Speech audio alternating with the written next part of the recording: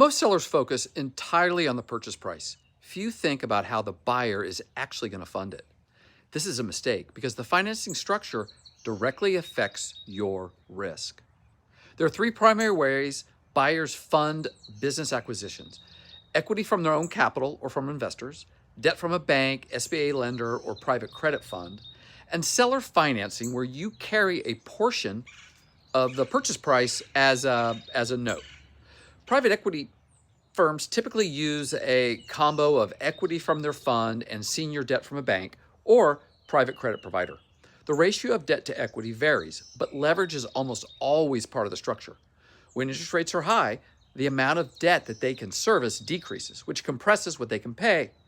Individual buyers and smaller operators frequently use SBA loans to fund acquisitions under $5 million.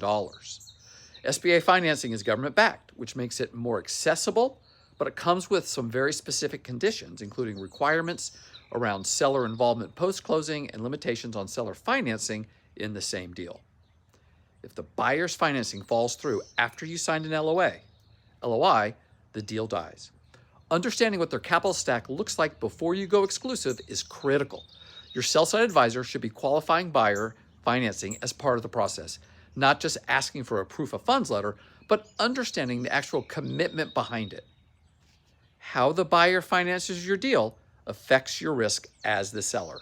Not all buyers are equally qualified. Knowing how they are funded is part of qualifying them before you commit. Comment funding, and I will walk you through the questions to ask every buyer about their financing before you sign a letter of intent.